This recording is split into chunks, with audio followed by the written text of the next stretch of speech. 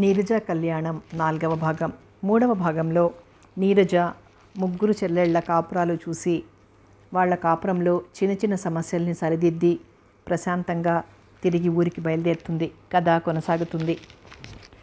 నీరజ హైదరాబాద్ చేరేసరికి రాత్రి 8 గంటలైంది. రండమ్మా, ప్రయాణం అది బాగా జరిగిందా? చెల్లెళ్ళు మరుదులు అంతా కులాసాగా ఉన్నారా అంటూ ఎదురొచ్చింది Govindamma. Air bag briefcase అందుకుని ఇంట్లో పెట్టింది. కాళ్ళు కడుక్కోవటానికి నీళ్లు తెచ్చిచ్చింది. అంటూ తల ఊపింది నీరజ. మీరు విశ్రాంతి తీసుకోండమ్మా, ఓ అరగంటలో వంట పూర్తి చేస్తాను. లోపలికి వెళ్ళిపోయింది. స్నానం చేసి బట్టలు మార్చుకొని పడక కుర్చీలో కూర్చుంది నీరజ. శరీరానికి హాయిగా ఉంది. అంతేకాదు, ఆమె మనసుకి కూడా సంతోషంగానే ఉంది. రమ, గోపాల్, శారద, శ్రీకాంత్, సరోజ, మధు, వాణి, శేఖర్, జయమాల ఆమె భర్త, వీళ్ల దాంపత్యాలని చూసినప్పుడు అనిపించింది మగవాడు క్రూరుడని, పొరపాటును కూడా పెళ్లి చేసుకోకూడదని. కానీ తన చెల్లెళ్ల సంసారాలు చూస్తే మగవాళ్లల్లో ఎంత మంచివాళ్లు ఉంటారో అర్థమైంది. కాబట్టి మగజాతినందరినీ అసహించుకోవడం సబబు కాదన్న మాట. తలుచుకుంటే మగవాడు స్త్రీ జీవితంలో సుఖ సంతోషాలు కురిపించగలడన్నమాట. తొలిసారిగా నీరజ పెళ్లి గురించి ఆలోచించింది.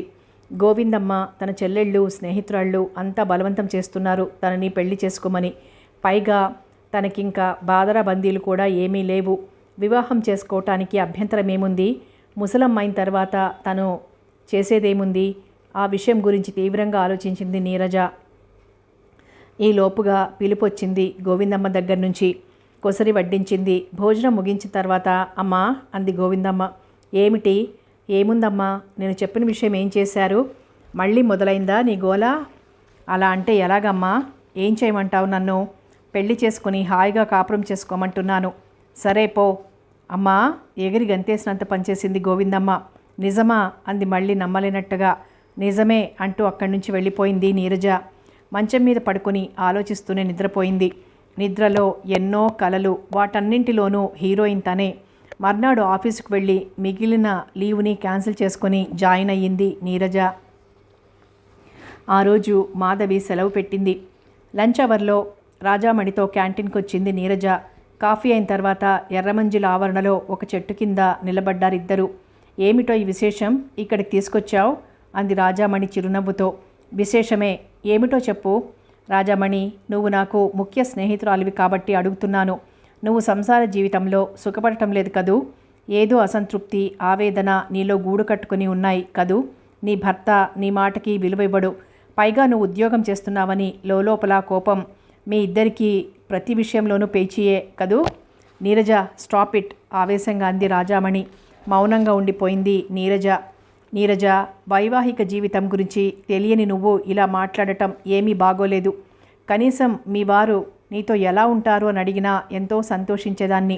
చెప్తున్నా విను, మా వారు నాకు మొగుడు కాదు. ఏమిటి మరి? విస్మయం ప్రకటించింది నీరజ. స్నేహితుడు. 9:30కి ఆఫీస్కి బయలుదేరేటంతవరకు నాతో ఏవో కబుర్లు చెప్తూనే ఉంటాడు. ఎన్నో విషయాలు ముచ్చటిస్తూ ఉంటారు. జోక్స్ వేస్తుంటారు, నవ్విస్తుంటారు. ఆఫీస్ నుంచి ఇద్దరము ఒకే టైంకి ఇంటికి చేరుకుంటాం. అప్పటికే పిల్లలు ఇంటికి వచ్చేస్తుంటారు. నాతో పిల్లలతోనే గడుపుతారు సాయంత్రం సమయాలు. అన్ని విషయాలు చర్చిస్తారు మాతో. ఆయనంటే నాకు ఆరాధన. పిల్లలకి తండ్రంటే ఎనలేని గౌరవం. ఇంకా అసలు విషయం చెప్పమన్నావా? ఆయన నిత్య పెళ్లి కొడుకు. భర్తగా అంత సరదాగా ఉంటారు నీరజ. మగవాడి ఆసరా లేని ఆడదాని జీవితం పరిపూర్ణం కానే కాదు. నేను ఈ విషయంలో పూర్తిగా అదృష్టవంతురాలిని. ఇప్పుడన్నా నువ్విందాక అన్న మాటల్ని వాపస్ తీసుకుంటావా? ఓ తప్పకుండా, క్షమాపణలతో సహా. థ్యాంక్స్. అసలు నీకు అనుమానం ఎలా వచ్చింది? నా అనుమానం నివృత్తి చేసుకుందామని. భలే దానివే నీరజ. ఏమన్నా విశేషం ఉందా? ఇప్పుడు చెప్పను. భలే ఎత్తు వేసావన్నమాట. Anyhow congrats. వెళ్దాం పదా అంది నీరజ. ఇద్దరూ తమ సెక్షన్లలోకి వెళ్ళిపోయారు. సాయంత్రం ఆఫీస్ నుంచి ఇంటికి వచ్చేసరికి ముక్కుపొడం పీలుస్తూ కుర్చీలో కూర్చున్న వ్యక్తిని చూసి పెళ్ళిళ్ళ పేరయ్యా నిట్టే గ్రహించేసింది నీరజ. ఇది గోవిందమ్మ పనై ఉంటుందనుకుంది. వీరే అమ్మగారు పరిచయం చేసింది గోవిందమ్మ. నమస్కారం అమ్మా. వినయంగా లేచి మళ్ళీ కూర్చున్నాడు పెళ్ళిళ్ళ పేరయ్య. నా పేరు శాస్త్రి అంటారమ్మా అన్నాడు. ప్రతి నమస్కారం చేసింది నీరజ. గోవిందమ్మ అంతా చెప్పిందమ్మా. బంగారం లాంటి సంబంధం ఒకటి రెడీగా ఉంది. వరుడు ఈసీఐఎల్లో ఇంజనీరు, జీతం 2000 పైనే. వయస్సు 38 సంవత్సరాలు. మీ గోత్రం ఏమన్నారమ్మా? చెప్పింది. శుభం. గోత్రం కూడా కలవదు. మలక్పేటలో 2 లక్షలు ఖరీదు చేసే ఇల్లుంది. పంతులు గారు. ఏమిటమ్మా? నాకో సిద్ధాంతం ఉంది. ఏమిటది? వరుడితో నేను ముందుగా మాట్లాడాలి. అన్నీ నచ్చిన తర్వాతనే పెళ్లి విషయం. వింతగా చూశాడు శాస్త్రి. మరి పెళ్లి చూపులు ఏర్పాటు చేయొద్దంటారా అమ్మా? అక్కర్లేదు. మరి శాస్త్రి అదిరిపడ్డాడు. పెళ్లి చూపుల్లో ఏం తెలుస్తుంది? అబ్బాయి అమ్మాయి కేసి తెగ చూస్తుంటాడు. అమ్మాయి సిగ్గుతో తలెత్తలేక చూసి చూడనట్టు చూస్తుంది. పైగా అలా చూసుకున్నంత మాత్రాన ఒకరి బాగోగులు ఇంకొకరికి ఎలా తెలుస్తాయి? మీరనేదేమిటో నాకు అర్థం కావటం లేదమ్మా. నన్నేం చేయమంటారో చెప్పండి. రేపు ఆదివారం సాయంత్రం 3 గంటలకి అతన్ని ఇక్కడికి తీసుకురండి. నాకు పరిచయం చేసి మీరు వెళ్ళిపోండి. 2 రోజులాగి కలవండి. ఇట్లాంటి పెళ్లి చూపులు నేనెక్కడా చూడలేదు బాబు. పంచె సరిచేసుకుంటూ గొణుగుతూ వెళ్ళటానికి లేచాడు శాస్త్రి. పంతులు గారు, మీరేం విచారపడకండి. మీ సంభావన మీకుంటుంది లేండి అంది నవ్వుతూ. అట్లాగైతే సరేనమ్మా, వస్తానంటూ వెళ్ళిపోయాడు. అదేంటమ్మా, పెళ్లి చూపులు ఏర్పాటు చేసుకోవచ్చుగా. నీకు తెలియదులే గోవిందమ్మా, నా అభిప్రాయం నాది. సరేనమ్మా. మర్నాడు సాయంత్రం 3 ఆటోలో తీసుకొచ్చాడు శాస్త్రి వరుణ్ణి. ఇరువైపులా పరిచయం చేశాడు. నమస్తే అంది నీరజ. గుడ్ ఈవినింగ్ అన్నాడు స్టైల్గా. కూర్చోండి అంది. కుర్చీలో కూర్చున్నాడు. మీరు వెళ్ళిరండి అంది శాస్త్రిని. కాఫీ కూడా దక్కలేదనుకుంటూ వెళ్ళిపోయాడు శాస్త్రి. ఏం తీసుకుంటారు? ఫ్రిడ్జ్లోని వాటర్. సారీ, అయితే కాఫీ తీసుకుంటాను. గోవిందమ్మ కేకేసింది కుర్చీలో కూర్చుంటూ. 2 నిమిషాల్లో కాఫీ తెచ్చి ఇచ్చింది గోవిందమ్మ. ఇంటర్వ్యూ చేస్తానన్నారట? అవును, మొదలుపెట్టండి వ్యంగ్యంగా అన్నాడు. మనసు చివుక్కుమంది నీరజకి. అయినా తమాయించుకొని మీకు కాబోయే భార్య ఎలా ఉండాలి? మీకు కాబోయే భర్త ఎలా ఉండాలి? ఎదురు ప్రశ్న వేశాడు మొండిగా. చెప్పమంటారా? అనేగా. సంకుచిత మనస్తత్వం కలవాడు కాకూడదు. అంటే నా వ్యక్తిత్వాన్ని గౌరవించాలి. తనని నేను గౌరవించేటట్టు చేసుకోవాలి. అంటే మిమ్మల్ని భార్యగా కాక స్నేహితురాలిగానో లేక సమాన హోదా కలదానిగానో చూడాలంటారు. అవునా? అవును. ఇంకా తన జీతం నా జీతం మొత్తం ఇంటి కిందనే ఉపయోగించాలి. మొత్తం జీతం మీ చేతిలో పోసి రూపాయి కావలసి వచ్చినా మిమ్మల్ని అడిగి తీసుకోవాలంటారు. అలా అని కాదు. మరేమిటి? ఇద్దరూ దుబారా చేయకూడదు. అలా అని పిసినారిగానూ ఉండకూడదు. ఓహో, ఇంకా అనుమానాలు అవమానాలు అలాంటివి జీవితంలోకి ప్రవేశించనీయకూడదు. అంటే భార్య ఏం చేస్తున్నా చూస్తూ ఊరుకోవాలన్నమాట. అది కాదు నా అభిప్రాయం. ఇంకేమన్నా ఉన్నాయా? పరస్పరం సంప్రదించుకుంటూ ఒకరికొకరు అన్నట్టుండాలి. స్నేహితులతో కాలక్షేపం తగ్గించి రాత్రి ఇంటికి పెందలాడే రావాలి. మందు పార్టీలు అలాంటివి గిట్టవు. మరి మగవ పార్టీలైతే పర్వాలేదా? విసురుగా అన్నాడు. ఏమండి, గట్టిగా అంది నీరజ. ఇప్పటి వరకు మీరు చెప్పారు, నేను విన్నాను. ఇప్పుడు నేను చెప్తున్నాను, మీరు వినండి. చెప్పండి. ఒక మహానుభావుడు ఏమన్నాడో తెలుసా? ఎవరా మహానుభావుడు? పేరు అనవసరం లేండి, చెప్పేది వినండి. సరే. స్త్రీ స్వాతంత్ర మర్హతి అన్నాడు. నాకు సంస్కృతం రాదు, తెలుగులో చెప్పండి. స్త్రీకి స్వాతంత్రం పనికిరాదు అని. ఎందుకనట పాపం? స్త్రీకి స్వేచ్ఛ ఇస్తే దుర్వినియోగం చేసుకుంటుంది, పురుషుడికిస్తే చేసుకోడా? ఆగండి, నా అభిప్రాయాలు చెప్పమన్నారుగా, అడ్డం తగలకండి మరి. ఓకే, చెప్పండి మీ అమూల్యమైన అభిప్రాయాలు. స్త్రీ ఉద్యోగం చెయ్యొచ్చు, కానీ ఏమిటి? వినండి. ఇంటి నుంచి ఆఫీస్కి వెళ్ళేంత వరకు ఏ మగవాడితోనూ కలిసి వెళ్ళకూడదు. ఆఫీస్లో మగవాళ్లతో హస్కు కొట్టకూడదు. ఆఫీసర్ దగ్గరికి వెళ్ళి వయ్యారాలు చిందించకూడదు. ఆయనతో సినిమాలకి షికార్లకి వెళ్ళకూడదు. బంగళాకి వెళ్ళి విందులు చేయకూడదు. నెల జీతం మొత్తం భర్త చేతిలో పొయ్యాలి. ఏం కావాలన్నా అతన్ని అడిగే తీసుకోవాలి. అతను లేకుండా స్నేహితురాళ్లతో సినిమాలు పిక్నిక్లకు వెళ్ళకూడదు. తన కొలీగ్స్ని ఇంటికి పిలిపించుకొని బాతాకాని వెయ్యరాదు. కలకలలు ఇకైకలు కిలకిలలు పనికిరావు. నేను ఉద్యోగం చేస్తున్నాను, నీ లెక్కేంటి అన్నట్టు ఉండరాదు. భర్తను అడగకుండా ఏ వస్తువు కొనరాదు. మొగుడి స్నేహితులు కాలక్షేపాలు ఇంటికి ఆలస్యంగా రావటాలు ఇలాంటి వాటిని పట్టించుకోరాదు. నలుగురిలో మొగుడు మందలించినా ఆఖరికి తిట్టినా ఎదురు తిరగకూడదు. ఆఫీసు సమయంలో తప్ప మిగతా వేళల్లో ఇల్లు కదలకూడదు. పనిలో సాయం చేయమని భర్తని వేధించకూడదు. Very good. ఇవేనా మీ ముత్యాల వరాలు? ఇంకా ఏమైనా ఉన్నాయా? ఇప్పటికింతే. అంటే ఒక్క మాటలో చెప్పాలంటే భార్య మీకు దాదాపు బానిసలా ఉండాలన్నమాట. కాదు. ఏమిటి మరి? ఆశ్చర్యంగా చూసింది నీరజ. చాలా అణకువగా ఉండాలంటున్నాను. ఓహో, రాయి కాదు పాషాణం అన్నాడట వెనకటికెవడో. అలా ఉంది మీరు చెప్పేది. నేనొకటి అడగనా? ఓ, మీరు కూడా మీ భార్యకి ఇంత అణకువగా ఉండగలరా? పొరపాటును కూడా ఉండను. ఎందుకని పాపం? భార్యాభర్తలిద్దరూ సమానమే కదా. ఎవరా మాట అన్నది? పోనీ నేనే అనుకోండి. నో నో నో, అరవకండి, ఆయాసం వస్తుంది. నెమ్మదిగా చెప్పండి. భార్య భార్యే, భర్త భర్తే. అంటే భార్య అంటే భరించబడినది. తెలుగు పాఠం గుర్తుకు తెచ్చుకుంటున్నారనుకుంటా. అందుకని నోరు మూసుకొని కూర్చోవాలి. గుడ్. మరి భర్త భరించువాడు, మొగుడు అనగా మగాడు, మొనగాడు. కాబట్టి వాడు యథేచ్ఛగా ప్రవర్తించవచ్చు. ఇది రూలు. అయ్యా ఇంజనీర్ గారు, ఆడదాని మీద మీకు గల సలక్షణమైన సదభిప్రాయాలకి నా సవినయమైన జోహార్లు. ఇక వెళ్ళొస్తారా? వెళ్ళక ఇక్కడే ఉండిపోతాను అనుకున్నావా? శాస్త్రి గారు నువ్వు నాతో మాట్లాడాలన్నావని చెప్పినప్పుడే అనుకున్నాను వట్టి మొండిఘటం అయి ఉంటుందని. అది నీ మాటల్లో పూర్తిగా రుజువైంది. ఇప్పటికిది నాకు 16వ పెళ్లి చూపులు. అవసరం అనుకుంటే 56 వరకు చూస్తాను. నాకేమిటి, నేను మగమహారాజును. వస్తా. లేచి విసురుగా వెళ్ళిపోయాడు. దరిద్రుడు, వీడి మొహానికి పెళ్ళాం కావాలట. గొణుక్కుంది నీరజ. అమ్మా, లోపల నుంచి వచ్చింది. అంతవరకు తలుపు చాటు నుంచి వీరిద్దరి సంభాషణ అంతా విన్న గోవిందమ్మ. చూసావా గోవిందమ్మ? భారంగా నిట్టూర్చింది నీరజ. తనకి బాధగానే ఉంది. అందుకొని తలదించుకుంది గోవిందమ్మ. ఇలాంటి వాడిని చేసుకుని నేనేం సుఖపడతానో చెప్పు. ఇంతకన్నా బ్రహ్మచారిణిగానే ఉంటే మంచిది. ఆ మాట అనకండమ్మా. మళ్ళీ పెళ్ళిళ్ళ పేరయ్య గారిని పిలిచి ఇంకో సంబంధం చూడమని చెప్తాను. యథాలాపంగా తల ఊపింది నీరజ. అలసిన ఆమె మనసు విశ్రాంతి కోరుకుంది. రెండో రోజు ఉదయం వచ్చాడు శాస్త్రి. అంతా విన్నాను ఆ ఇంజనీర్ ద్వారా. అమ్మా, ఆ సంబంధం పోతే పోయిందిలేండి. దాని తాత లాంటి సంబంధాలున్నాయి నా దగ్గర. అంటే పెళ్ళికొడుకి 80 ఏళ్ళుంటాయా? నవ్వింది. ఆమె జోకుకి శాస్త్రి, గోవిందమ్మ కూడా నవ్వేశారు. అది కాదమ్మా, దివ్యమైన సంబంధం అని నా ఉద్దేశం. ఇదిగో ఈ సంబంధం చూడండి. ముక్కుపొడం పీల్చి గోవిందమ్మ కేసు చూశాడు. ఏమిటో అర్థం కాలేదామెకి. కాస్త కాఫీ తిత్త ఉంటే పొయ్యమ్మా. గోవిందమ్మ తాగాలనిపిస్తోంది అన్నాడు. పట్టుకురా. అంతేకాదు, నిన్న ఒక సంబంధం తెచ్చిన శ్రమకి గాను ఫలితంగా ఒక 10 రూపాయలు కూడా తీసుకురా గోవిందమ్మ. బ్యాగ్లో ఉంది చూడు అంది నీరజ. చాలా సంతోషమమ్మా అంటూ హుషారుగా చెప్పసాగాడు శాస్త్రి. ఇతని పేరు రామచంద్రుడమ్మ. బషీర్బాగ్లో ఓ ప్రైవేట్ కంపెనీలో ఉద్యోగం చేస్తున్నాడు. జీతం 2000 వస్తుంది. ఎలాంటి చెడు అలవాట్లు లేవు. పైగా ఇతనిలో ఇంకో విశేషముంది. ఏమిటది?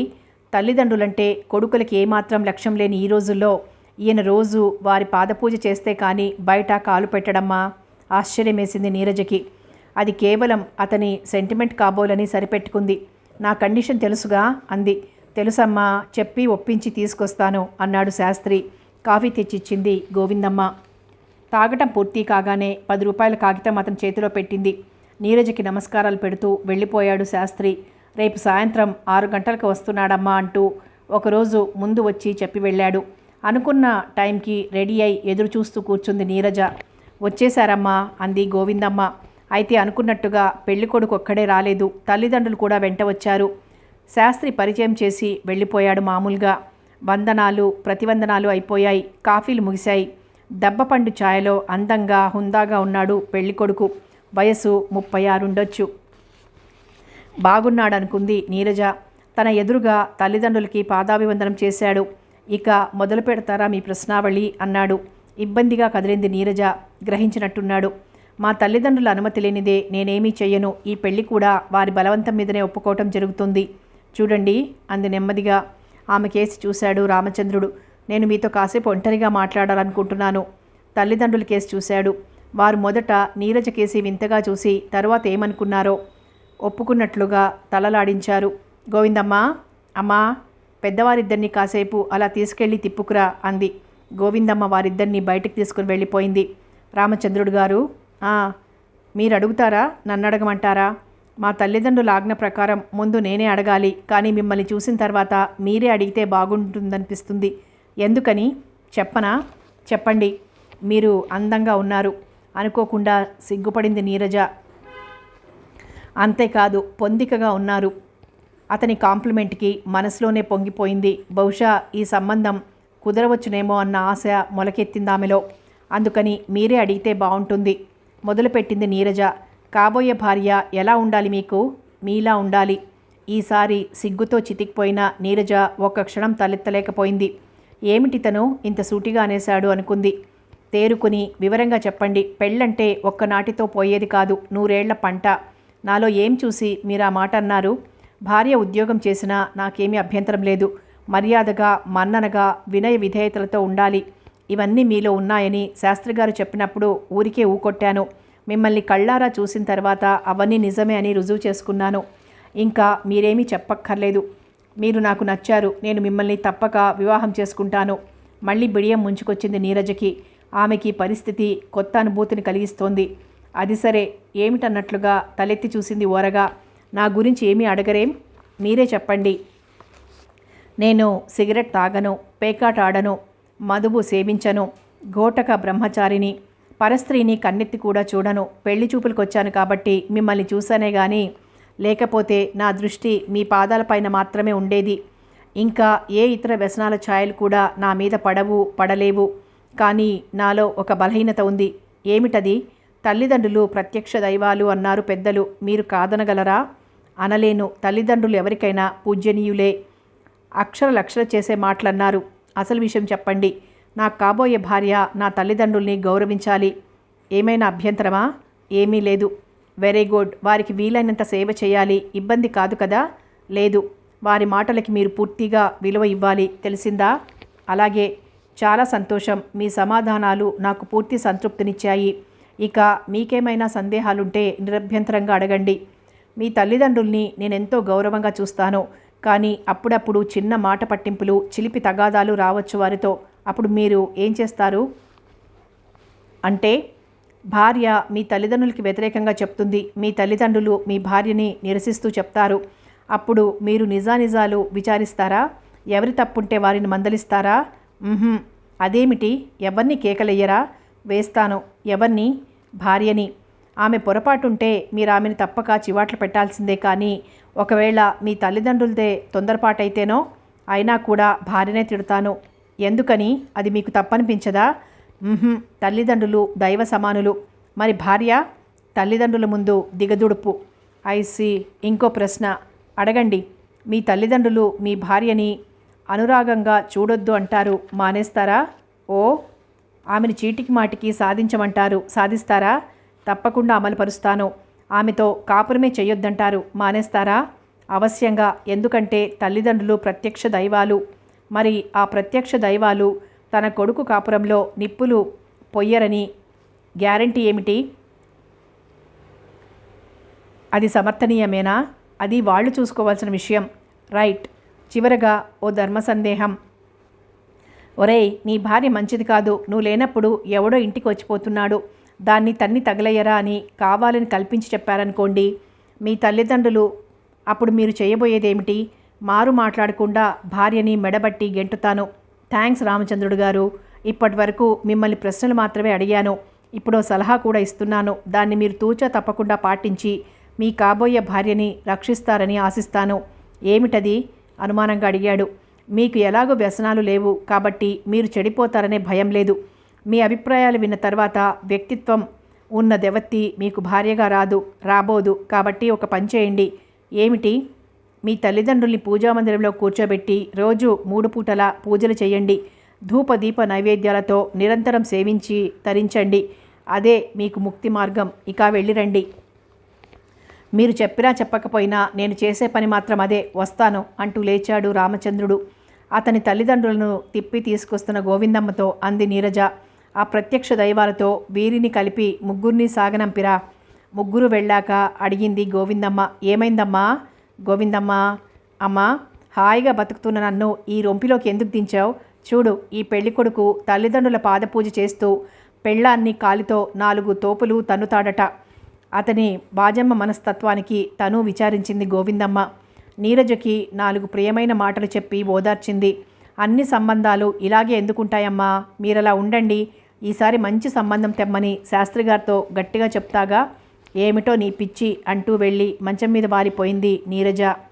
శాస్త్రి రాగానే విషయం వివరంగా చెప్పి గయ్యమని లేచింది గోవిందమ్మ. ఏం పంతులు గారు, మంచి సంబంధాలు తేవయ్యా అంటే ఇలాంటి పనికిమాలను తెస్తావా అని నీళ్లు నమిలాడు శాస్త్రి. నీరజకి చూస్తూ అన్నాడు. నేను మాత్రం ఏం చేయగలనమ్మా? మంచి చెడులు విచారించగలం కానీ అతని మనసు చదవలేను కదమ్మా. అతను చెప్పింది నిజమేననిపించింది నీరజకి. సంచిలోంచి ఫోటో ఒకటి తీసి చూపించాడు. ఇతను చూడండమ్మా. చూసింది. బాగానే ఉన్నాడు. ఇతని వయసు 37 సంవత్సరాలు. రీసెర్చ్ ల్యాబొరేటరీలో పనిచేస్తున్నాడు. 2500 దాకా జీతం ముడుతుంది. తల్లిదండ్రులు తెనాలి దగ్గర ఉంటారు. జీతంలో ఎవరికి పంపనక్కర్లేదు. సరదాగా ఉంటాడు. అందరితో చనువుగా ఉంటాడు. సాంస్కృతిక సభలు సమావేశాల్లో పాల్గొంటూ ఉంటాడు. ఇతని స్నేహం కోసం చాలామంది అరులు చేస్తూ ఉంటారు. మీరు సరేనంటే 4వ రోజు బాగుంది, ఆ సాయంత్రం తీసుకొస్తాను అన్నాడు. అనండమ్మా అంది గోవిందమ్మ. నీరజ తలూపింది. నా షరతు తెలుసుగా అంది. అయ్యో, తెలియకపోవడం ఏమిటి తల్లి? అసలు అతనే మిమ్మల్ని ప్రశ్నల పరంపరతో ముంచెత్తుతాడు. నీరజ సైగను అనుసరించి కాఫీ 10 రూపాయలు ముట్టజెప్పింది గోవిందమ్మ. శాస్త్రి వెళ్ళిపోయాడు. సరిగ్గా 4వ రోజు సాయంత్రం తీసుకువచ్చాడు శాస్త్రి వరుడు జయరాజ్ని. Hello, good evening. కుర్చీలో కూర్చుంటూనే శాస్త్రి కేసు చూశాడు. శాస్త్రి వెళ్ళిపోయాడు. నమస్కారం. తను కూర్చుంది నీరజ. గోవిందమ్మ అంటూ పిలిచింది. ఎక్స్క్యూజ్ మీ అన్నాడతను. ఎందుకు అంది నీరజ. మీరు ఆమెను పిలిచేది కాఫీ కోసమని నాకు తెలుసు. No formalities. కాఫీదేముంది? వద్దు, ఇంటర్వ్యూ కానిద్దాం. Come on start. నన్నే అడగమంటారా? Ladies first. అతని మాటలు వినసొంపుగా ఉన్నాయనిపించింది నీరజకి. మనిషి కూడా కళగా ఉన్నాడు అనుకుంది. గోవిందమ్మ తలుపు చాటును నిలబడి వీరి మాటలు వింటోంది. మీ అభిరుచులేమిటి అంది నీరజ. థ్యాంక్ గాడ్, రక్షించారు. అదేమిటి? ఆశ్చర్యంగా అడిగింది నీరజ. నా గోత్రనామాలు ఎక్కడడుగుతారోనని వర్రీ అవుతున్నాను. చక్కటి ప్రశ్న అడిగి మీ కల్చర్ నిరూపించుకున్నారు. అందుకోండి నా కాంప్లిమెంట్. Thank you. చెప్పండి. చూడండి, ఆఫ్టర్ ఆల్ జీవితం చాలా చిన్నది. అవును, అందుకని బతికిన 4 రోజులు బాధలు వ్యధలతో సతమతమవటం నాకు ఇష్టం లేదు. అందుకని నేనేం చేస్తుంటానో తెలుసా? చెప్పండి. నవ్వుతూ తుళ్ళుతూ కాలాన్ని గడిపేస్తాను. సరదాలు సంతోషాలని నా స్వంతం చేసుకుంటాను. మంచిదేనంటారా? ఇంకా చెప్పండి. ఓ, నా అభిరుచుల గురించి అడిగారు కదూ. సృష్టిలో తీయంది స్నేహమైన అన్నారు. అవునా? అవును. అందుకని నేను స్నేహం కోసమే జీవిస్తాను, స్నేహం కోసమే మరణిస్తాను. అతని భావం బాగా నచ్చింది నీరజకి. గుడ్ అంది. మీ అభినందనకు నా అభివందనం. మీరు బాగా మాట్లాడతారు. అలా అని అంటారు నా స్నేహితులంతా. చూడండి మిస్ నీరజ. ఎస్, మిమ్మల్ని చూస్తే చాలు స్నేహ తరంగాలు పొంగి పొర్లుతున్నాయి. ఏదీ దాచాలనిపించడం లేదు. నా చిత్తశుద్ధిని మీరు హర్షిస్తారనుకుంటాను. అయితే నా అభిరుచులు, నా అభిప్రాయాలు, నా అలవాట్లు మీకు ఉన్నవి ఉన్నట్లుగా వివరిస్తాను. అలాగే ఉద్యోగం చేసే సమయంలో కూడా నేను టెన్షన్తో ఉండను. నలుగురిని నవ్విస్తూ ఉంటాను. వాతావరణాన్ని ఆహ్లాదంగా తయారు చేస్తాను. నేనంటే పడి చేస్తుంది నీలు అన్నట్టు ఆమెకి వీణ వాయించడం బాగా వచ్చు. వీణంటే మీకు చాలా ఇష్టం కదూ. మా ఇంటికి రండి, వీణుల విందు చేస్తాను అంది ఒక రోజున. ఆమె ఆహ్వానాన్ని మన్నించి వెళ్ళాను. తను తల్లి ఉంటున్నారు దోమల్గూడలో. గంటసేపు నన్ను మరో లోకంలోకి తీసుకుపోయింది తన మంజుల వీణానాదంతో. నేను ఆమెను ఎంతగానో అభినందించాను. భోజనానికి ఉండమని బలవంతం చేసింది. కాదనలేకపోయాను. ఆమె తల్లి వంట చేసి భోజనాలు ఏర్పాటు చేసింది. ముగించాక ఇప్పుడు పొద్దుపోయింది, ఇంటికి ఏం వెళ్తారులేదు. అయినా బ్రహ్మచారి గారికి భార్యమని ఎదురు చూడదు కదా అంది నవ్వుతూ. తల్లిని నిద్రపోమని చెప్పింది. ఆమె తీయని మాటలు నాకు వినసొంపుగా ఉన్నాయి. నా సరదా కబుర్లు కూడా ఆమెకి గిలిగింతలు పెట్టినట్లున్నాయి. ఉన్నట్టుండి ఒక్కసారి నా మీద వాలిపోయింది. నా భర్త నన్ను, నా వీణా ప్రావీణ్యాన్ని నిరసించి వెళ్ళిపోయాడు. నా కోరిక తీర్చరు అంది. చెప్పానుగా నీరజ గారు, స్నేహం కోసమే జీవిస్తానని. ఆమెని సంతోష సాగరంలో ముంచెత్తాను ఆ రాత్రంతా. ఆమె అడిగిన డబ్బిస్తుంటాను అప్పుడప్పుడు. అలాగే మా ఆఫీస్లో పనిచేస్తున్న మైకేల్ నాకు ప్రాణమిత్రుడు. మన స్నేహం కోసం, దాని విలువ పెంచడం కోసం మంచి పార్టీ ఏర్పాటు చేయి గురు అంటుంటాడు అప్పుడప్పుడు. ఆ విధంగానే చేస్తూ ఉంటాను. నేను కూడా పాల్గొంటాను. దానికి ప్రతిగా నాకు మైకేల్ చేసే ఉపకారం ఏమిటో తెలుసా? అతనికి ఈ నగరంలో ఉన్న అన్ని కల్చరల్ ఆర్గనైజేషన్స్లోనూ పరిచయాలున్నాయి. మొదటగా ప్రముఖ నర్తకి పరిమళ స్నేహితుల జాబితాలో చేర్చాడు నన్ను. 4-5 ప్రోగ్రాములకి నేను హాజరవటంతో నాకు బాగా సన్నిహితురాలైంది పరిమళ. ఆమె భర్త శంకరన్ పిచ్చివాడిలా ఉంటాడు. అతనంటే ఆమెకి మంట. ఒకరోజు రాత్రి త్వరలో ఇవ్వబోయే డ్యాన్స్ ప్రోగ్రాం గురించి చర్చించేసరికి చాలా ఆలస్యమైంది. వెళ్దామని లేచాను. 12 అయింది. సిటీ బస్సులుండవు. ఇవాళ ఆటోలు ట్యాక్సీలు సమ్మె. ఎలా వెళ్తావు అంది. వెళ్ళకి ఏం చేయమంటావు అన్నాను. ఇక్కడే ఉండిపో, నిద్ర వచ్చేంత వరకు కబుర్లు చెప్పుకుందాం. ఎన్నో విషయాలు ముచ్చటించుకుందామంది. సరేనన్నాను. నాకు కావలసిన అతిథి మర్యాదలన్నీ ముందే అయిపోయాయి. ఇంకా పడుకోలేదా అంటూ పానకంలో పుడకలా వచ్చాడు భర్త శంకర్. తోక తొక్కిన తాచులా అయిపోయింది పరిమళ. ఎవరితోనన్నా డాన్స్ ప్రోగ్రాంల గురించి సుదీర్ఘంగా చర్చిస్తున్నప్పుడు ఇలా వచ్చి డిస్టర్బ్ చేయొద్దని ఎన్నిసార్లు చెప్పాను నీకు, వెళ్ళు అని గద్దించింది. అంతే, మానవుడు మరుక్షణంలో అక్కడ లేడు.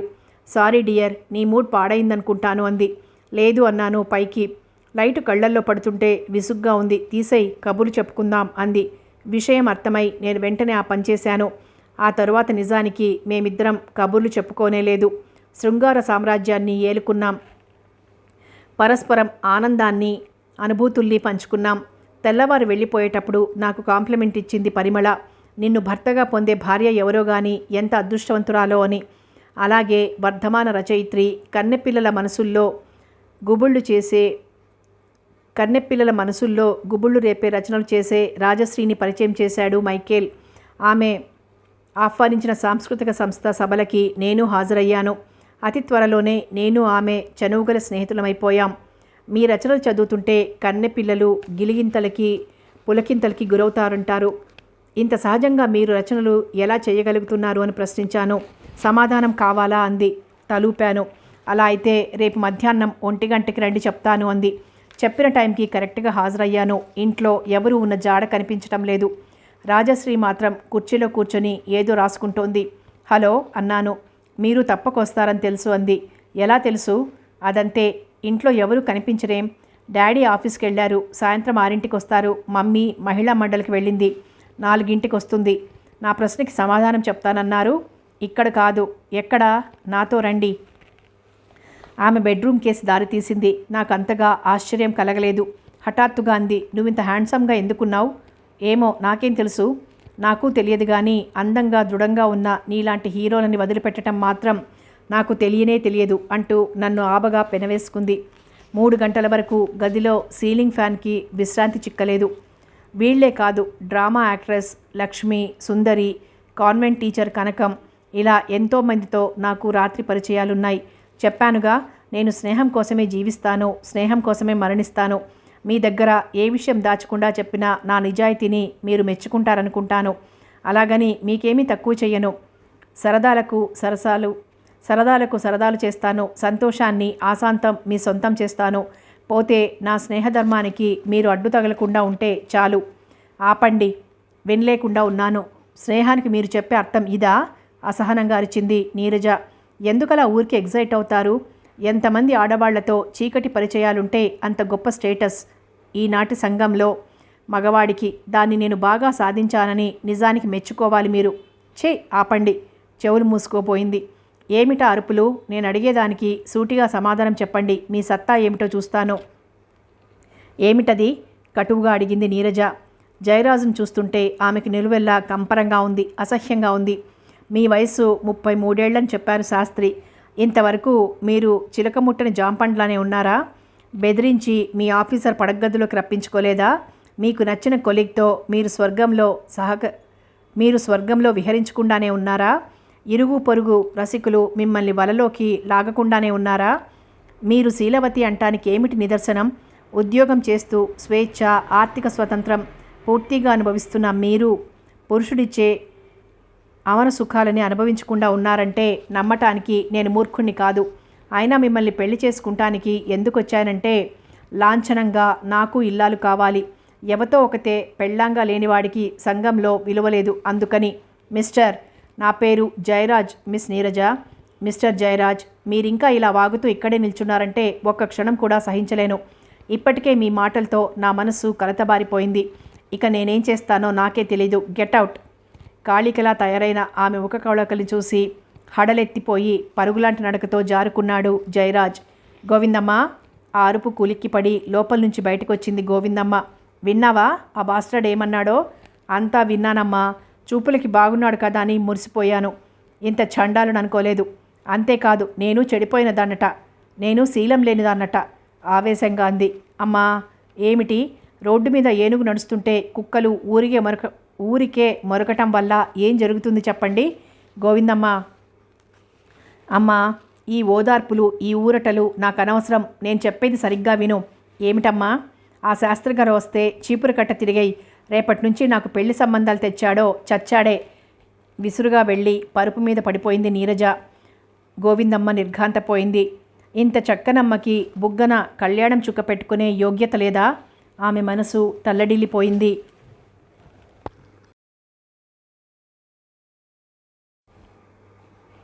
ఆ రోజు నుంచి పెళ్లి సంబంధాల మీద ఎంతో విరక్తి పెంచుకుంది నీరజ. 10 రూపాయల కోసం వచ్చిన శాస్త్రి 100 తిట్లు కూడా బహుమతిగా పుచ్చుకొని వెళ్ళిపోయాడు. పెళ్లి మాట ఎత్తితే చాలు గోవిందమ్మని కూడా విసుక్కుంటోంది మధ్య. ఎన్నో ఏళ్ల తర్వాత తను మనసుతో రాజీపడి వివాహం చేసుకుందామని నిర్ణయించుకోవటం, అది ఈ విధంగా నిరాశమయం కావటం ఆమె వ్యక్తిత్వం మీద పెద్ద దెబ్బతీశాయి. స్నేహితురాల దగ్గర నుంచి, తన చెల్లెళ్ల దగ్గర నుంచి తన పెళ్లి విషయం ఏమైందని వచ్చిన ఉత్తరాలని కసికసిగా చించి పారేసింది. తరచూ ముభావంగా ఉంటున్న నీరజ నుంచి విషయం రాబట్టలేకపోయారు రాజామణి, మాధవిలు. ఒకరోజు ఆఫీస్లో 2 లేడీస్ మాట్లాడుకుంటున్న మాటలు ఆమెకు ఈటెల్లా తగిలాయి. వారి మీద జాలి పడటం తప్ప ఏమీ చేయలేకపోయింది నీరజ. వాళ్ళ అసహాయతకి తన మనసు మూగగా మూలిగింది. అది లంచ్ అవర్. అంత సీట్లలోంచి లేచి బయటికి వెళ్ళిపోయారు. తనకి విపరీతమైన తలనొప్పిగా ఉండి సీటులోంచి కదలలేకపోయింది. కొలీగ్స్ రాజామణి, మాధవి వెళ్తూ సరే క్యాంటీన్ బాయ్తో కాఫీ పంపిస్తామన్నారు. తన సెక్షన్కి పక్క సెక్షన్కి సన్నటి పార్టీషన్ మాత్రమే అడ్డు. వినిపించే మాటల్ని అనుకోకుండానే ఆలకించసాగింది తను. రావోయ్ హేమలత, రా, నీకోసమే వస్తున్నానోయ్. నళిని, రా కూర్చో. అంతా క్యాంటీన్కి పోయారు. మనిద్దరమే మహారాణులం. ఎంచక్క సరదాగా కబుర్లు చెప్పుకుందాం.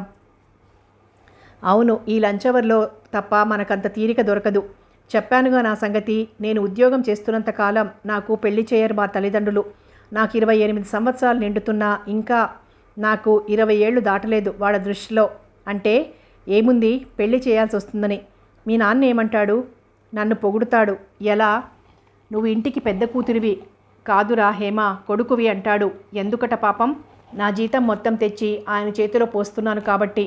పిల్ల మేక బోలెడంతమంది ఉన్న ఇల్లు గడుస్తోందట. లేకపోతే అన్నమో రామచంద్ర అని అల్లాడిపోయేవారట. నీ పెళ్లి సంగతి కనీసం చూచాయిగా హెచ్చరించలేకపోయావా ఆ మహామహుడితో? డైరెక్ట్గానే అడిగాను. ఎలా? నా పెళ్లి చేస్తే మీ చేతులు కడుక్కోవచ్చుగా నాన్న అని. ఏమన్నారు? నిజమేనమ్మా, నేను అదే ఆలోచిస్తున్నాను. మంచి వరుడి కోసం అన్నారు. నిజమేనా? ఒట్టిదే. ఆయన నాకు పెళ్లి సంబంధం గురించి చూడటం అనే మాట కూడా వినలేదు ఇంతవరకు. ఎందుకని? చెప్పానుగా, నాకు పెళ్ళై నేను అత్తవారింటికి వెళ్ళిపోతే నా 1000 రూపాయల జీతం నష్టపోతాడుగా ఆయన. అది సంగతి. 3 పదుల వయసు వస్తున్న కన్న కూతుళ్ళ కన్నెచెర వదిలించని కన్నతండ్రులనేం చెయ్యాలి? నువ్వే చెప్పు. ముఖం మీద 4 దులిపెయ్యాలి. సరే, ఆడది కదా, మీ అమ్మ ఎలా ఊరుకుంటోంది? ఆమెకి చెయ్యాలని ఉంటుంది, కానీ మా నాన్న నోటికి జడిసి ఊరుకుంటుంది. అమ్మా, నాకు పెళ్లి చెయ్యవా అంటే ఏమంటుంది మీ అమ్మ? అచ్చం ఇలాగే అడిగాను మా అమ్మని. ఆమె సమాధానం, నిన్ను అయ్య చేతిలో పెట్టి గుండెల మీద కుంపటి దించుకుందామని నాకు తపనగానే ఉందే తల్లి, ఏం చెయ్యను అంది. ఎందుకనట? మా నాన్న నాకు ఏ సంబంధం చూసినా అమ్మాయి వయసు 30 ఏళ్ళ అని పెదవి విరుస్తున్నారట పెళ్లి కొడుకు తల్లిదండ్రులు. ఉద్యోగం చేస్తున్నా సరే కట్నం బోలెడంత కావాలంటున్నారట. ఇంకొంతమంది క్యారెక్టర్ మంచిదని నమ్మకం ఏమిటన్న సందేహాన్ని పరోక్షంగా వ్యక్తపరుస్తున్నారట మరికొందరు. ఇదంతా నిజం కాదు. మరి మీ మాతృశ్రీ కల్పన కూతురు ఎక్కడ చెయ్యి దాటిపోతుందో అని ఆమె పన్నిన పన్నాగం. ఛీ, కన్నతల్లి అలా చేస్తుందంటావా? నిస్సందేహంగా. లేకపోతే బుద్ధి జ్ఞానం ఉన్న కన్న తల్లిదండ్రులు ఇంతవరకు నీకు పెళ్లి చేయకుండా ఎలా ఉన్నారు? ఒక విధంగా చెప్పాలంటే ఏమిటో చెప్పు. కన్న తల్లిదండ్రులే నీ ఈ స్థితికి కారణం. అందుకని నువ్వు ఏం చేయమంటావు? తిరగబడు, తెగబడు అంటే? దీనికి ముందు నా సంగతి చెప్తా వినో. నాకు 27 ఏళ్ళు వచ్చేంత వరకు పెళ్లి చేయలేదు నా తల్లిదండ్రులు. సిగ్గు విడిచి నోరు తెరిచి ఎప్పుడడిగినా ఏదో చెప్పి దాటవేయటం మొదలుపెట్టారు. విసిగిపోయాను, వేసారిపోయాను. నాకు తిక్క రేగిపోయింది. మీ రోగం ఇలా ఉందా అనుకున్నాను. మొదట నా కొలీగ్ దినేష్ మీద ప్రయోగించాను నా అస్త్రాన్ని. పొంగిపోయాడు. సాయంత్రం 5ంటికి హోటల్ కిన్నెరాలో కలవండి అన్నాను. ఎందుకు అన్నాడు. విందుకు అన్నాను. ఎగిరి గంతేసినంత పనిచేశాడు. సుష్టుగా తిని హోటల్ బిల్లు అతని చేతి ఇప్పించాను. నెక్స్ట్ సినిమా ప్రోగ్రాం అన్నాను. ఆటోలో బయలుదేరాం. కుదుపులకి అతని మీద ఒరిగి గిలిగింతలు రేపాను. సినిమా థియేటర్లో అతన్ని బాగా కవ్వించాను. బోరుగా ఉందన్నాను. ఫస్ట్ షో వదలగానే ఏం చేద్దామన్నాడు. ఏసీ హోటల్లో భోంచేద్దామన్నాను. అది అయిన తర్వాత రెస్ట్ తీసుకుందామన్నాను. ఎక్కడా అన్నాడు. లాడ్జింగ్ ద్వారకలో అన్నాను. వెంటనే రూమ్ బుక్ చేశాడు. ఐస్ అయిపోయి ఆ రాత్రి తొలిసారిగా పరపురుషుడితో అమర సుఖాన్ని అనుభవించాను. తెల్లవారి పొద్దున్న ఇంటికొచ్చిన నన్ను చూసి ఎక్కడికి వెళ్ళావు రాత్రి అని అన్నారు తల్లిదండ్రులు. స్నేహితురాలు రోజీ బలవంతం చేస్తే ఉండిపోయానన్నాను. కిక్కురుమనలేదు. మరుసటి రోజు సెక్షన్ హెడ్ మీద వేశాను వల. కొత్త రుచులు చవి చూశాను. ఆ తరువాత బాస్ గారిని సమ్మోహనాస్త్రంతో బంధించాను. ఒక పక్షం రోజులు గడిచేసరికి నా లీలలు ఆ నోట నా తల్లిదండ్రులకు చేరాయి. ఛే, ఇంతకు తెగించావా అని మందలించారు, కేకలేశారు, నిరసించారు. రామరామ, నేను సీతని, సావిత్రిని, అనసూయని అన్యాయంగా అక్రమంగా నా మీద అభాండం వేయటం మీకు న్యాయం కాదంటూ ఆక్రోశించాను. కళ్ళకి కనిపిస్తుంటే నేను చెడిపోలేదని ఎలా అనుకోగలరు? చచ్చి చెడి సంబంధాలు వెతికి ఎవడినో పట్టుకొచ్చి నా మెడకి 3 ముళ్ళు వేయించారు. నేనిప్పుడు ఇల్లాలిని. ఇదంతా నీకింత వివరంగా ఎందుకు చెప్తున్నానో తెలుసా? అర్థం కావడం లేదు. తల్లిదండ్రులు పెళ్లి చేయాలంటే వయసు మీరుతున్న వృద్ధ కన్యలు అవలంబించవలసినది ఇదొక్కటే మార్గం. ఛీ, శీలం పోవటమా? పోతే పోనీ, అంతేనంటావా? ఛీ, చెవులు మూసుకుంది తను. తన కొలిగ్కి ఎలాంటి దుర్బోధ చేస్తోంది నళిని. ఇదా ఈ సమస్యకి పరిష్కార మార్గం? ఆ పైన ఆలోచించలేకపోయింది తను. బుర్రంతా గజిబిజి ఆలోచనలతో వేడెక్కిపోయింది. కాఫీ మేడం, క్యాంటీన్ బాయ్ పిలుపుతో ఈ లోకంలో పడింది తను. ఎవరో రావటంతో వాళ్ళ సంభాషణ కూడా కట్టుబడిపోయింది. కాఫీ తాగుతూ కూడా వాళ్ళిద్దరి అభిప్రాయాన్ని గురించే ఆలోచించింది. వాటిని తనెంత మాత్రమూ హర్షించలేకపోయింది. ఆ తల్లిదండ్రుల మీద విపరీతమైన కోపం వచ్చిన మాట నిజం. మరి తన విషయంలో ఆ ఇబ్బంది లేదు కదా. తను సర్వస్వతంత్రురాలు. అయినా తనకు మంచి వరుడు రాలేదు. పైగా ఎన్నో అవహేళనలు పురుష పుంగవుల నుంచి. ఒకరోజు రాజామణి, మాధవి ఇద్దరూ సెలవు పెట్టారు. 5 గంటలు అవగానే క్లోజ్ చేసి ఎర్రమంజిల్ కిందికి ఒక్కతే నడిచొస్తోంది. 2 మగకంఠాలు తనని వెంటాడుతూ ఉండడం గమనించింది. ఒరేయ్ గురు, ఏంట్రా బాస్, బాగున్నావా? ఏం బాగులేరా? అదేమిట్రా, హుషారుగా లేవా? ఎలా ఉంటుందిరా? ఎందుకనరా పాపం? నీకు తెలుసు కదరా. ఏమిట్రా? నాకు పెళ్ళి కావాలి కలరా. ఇన్నేళ్ళు ఏం చేశావురా? ఏదో అశ్రద్ధ అయిపోయిందిరా. ఇప్పుడు మాత్రమేమ్రా, పిటపిట్లాడుతూ బాగానే ఉన్నావుగా. అయినా ఎవ్వరూ ముందుకు రావటం లేదురా పెళ్లి చేసుకోవటానికి. ఎందుకురా? నీకు తెలియందేముందిరా? చెప్పరా నాయనా, నా వయసు 30 దాటిపోయింది. ఓ అదా సంగతి. ఏదో మార్గం చెప్పరా బాబు. ఓకేరా, నేను చెప్పినట్టు చేస్తావా? అట్టాగేరా, మాట తప్పకూడదు. నీ మీదొట్టు. రహస్యం, జాగ్రత్తగా విను. అబ్బా, త్వరగా చెప్పరా బాబు, నాకు ఆరాటంగా ఉంది. విను, మన ఆఫీసుల్లాంటి ఆఫీసుల్లో చాలామంది వయసు మీరిన కన్యలున్నారు. అంటే ఏమిటో తెలుసా? చెప్పు. వాళ్ళకి ఇక జన్మలో పెళ్ళి కాదు. ఎందుకని?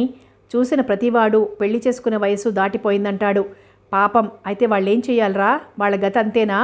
దిగులు పడకరా సన్నాసి. మరి వాళ్ళు పెళ్ళికి పనికిరారు అన్నాను కానీ, అంటే కోరికలు తీర్చుకోకూడదు అన్నానా?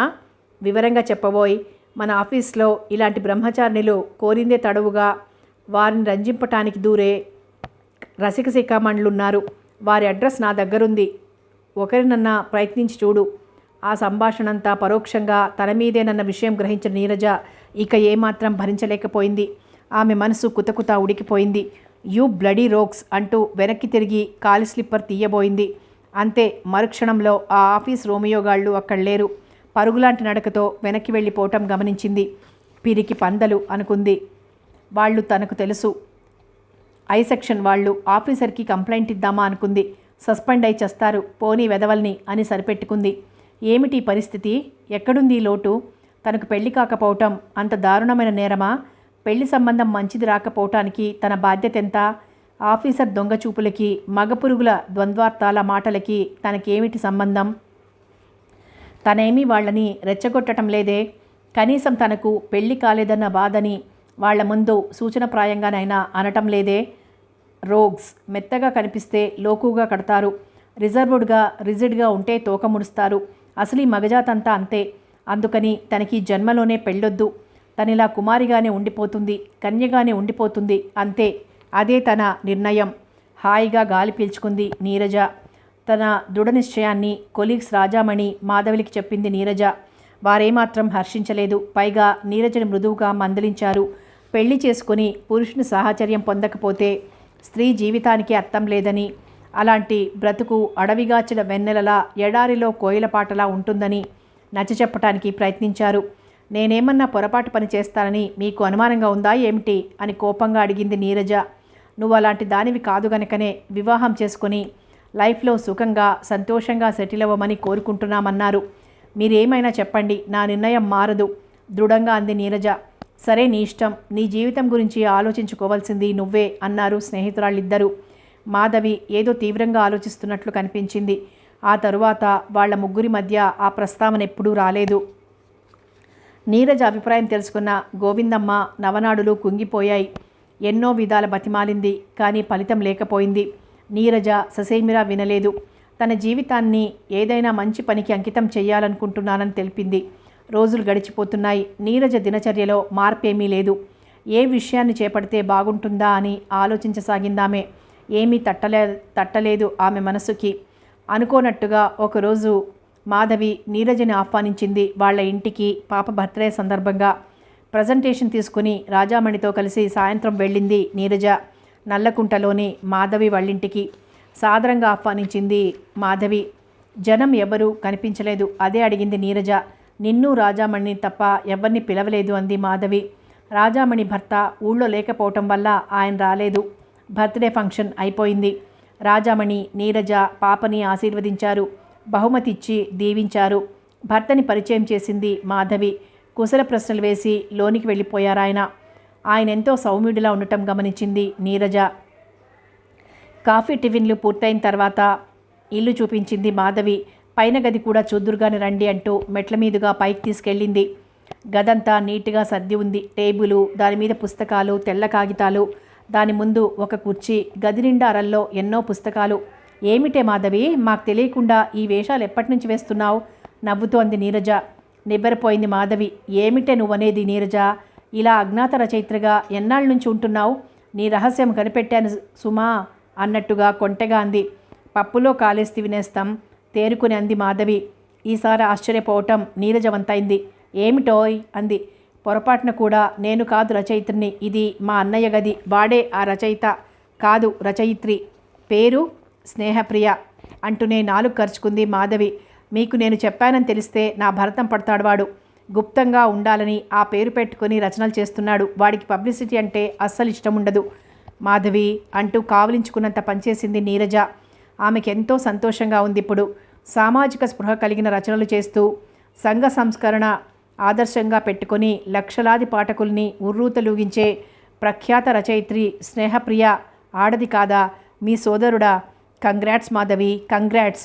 అవును, థ్యాంక్స్ అంది మాధవి. నీకు తెలుసా రాజామణి అంది నీరజ. మాధవి ఇంతకుముందు ఎప్పుడూ చెప్పలేదు ఈ విషయం. ఇదే నేను వినటం అంది ప్రప్రథమంగా. ఏమీ లేదు, వాడు తన ఉనికి గురించి ఎవరికీ చెప్పొద్దని నాకు ఖచ్చితమైన వార్నింగ్ ఇచ్చాడు. అందుకని చెప్పలేదు. ఇప్పుడు కూడా పొరపాటున నోరు జారాను. సరే, ఇప్పుడు నేను నీకు పార్టీ ఇస్తాను. ఎందుకు? నోరు జారినందుక? కాదే బుద్ధు, ప్రఖ్యాత రచయితని గురించి తెలియజేసినందుకు. కానీ ఒక షరతు. ఏమిటది? మీ అన్నయ్యని కాదు ప్రసిద్ధ రచయిత్రిని నాకొకసారి పరిచయం చేయాలి. బాబోయ్, పక్కలో బాంబు పెడితే అదిరిపడ్డట్లుగా అంది మాధవి. ఏమిటా కంగారు అంది నీరజ. లేకపోతే ఏమిటే, రామాయణమంతా విని రాముడికి సీతేమవుతుంది అందట నీ బోటిది. పేరు చెప్పటమే పొరపాటైందని నేను బాధపడుతుంటే పైగా ఇంట్రడ్యూస్ చేయమంటావేమిటే? ఆ పని నేను చేయలేను బాబు. పైగా వాడు ముక్కోపి ముభావంగా ఉంటాడు. పాఠకులు రావటం, మీ ఫ్యాన్ అని చెప్పటం, ఆటోగ్రాఫ్లు అడగటం ఇలాంటివి వాడికి ఇష్టముండవు. ఇంతకీ పరిచయం చేయనంటావు అంతేగా? నిష్ఠూరంగా అంది నీరజ. నువ్వలా కోపం తెచ్చుకుంటే నేనేం చెయ్యనే? పైగా వాడిప్పుడు బయటికి వెళ్ళాడు. వచ్చేసరికి ఏం టైం అవుతుందో ఏమో. పోనీ ఒక పని చేస్తాను. ఏమిటది? వాడొచ్చిన తర్వాత ఒక పాఠకురాలు నిన్ను చూడాలంటోంది. పిలిపించమంటావా అని అడుగుతాను. ఆ పైన వాడు చెప్పేదాన్ని బట్టి ఉంటుంది. అదైనా నువ్వు అడిగావు గనక. ఇంతకీ నువ్వు మా వాడి రచనలు ఏమైనా చదివావా లేదా? చాలా చదివినట్టే, అందుకేగా నిన్నింతగా అడిగేది. సరే, ముగ్గురు కిందికొచ్చేశారు.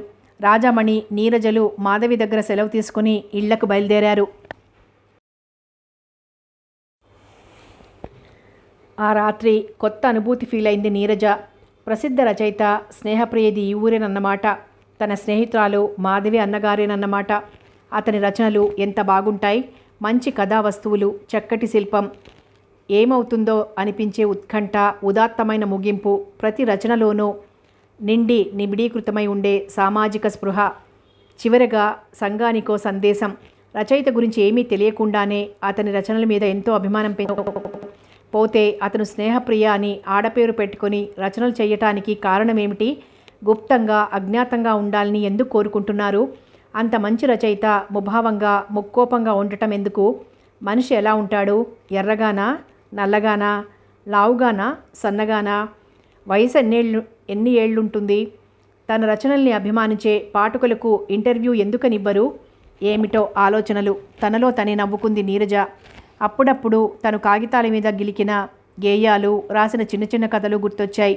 రేపోసారి వాటన్నింటినీ వెలికి తీయాలి. మళ్ళీ చదివి వాటి రచనా స్థాయి ఎలా ఉందో చూడాలి. తన రచనలు బాగుండవని వాటితో అనవసరంగా పాఠకలోకం మీదికి దండెత్తి వారి మనసులు పాడు చేయటం దేనికని ఒక కాంప్లెక్స్ తనకి.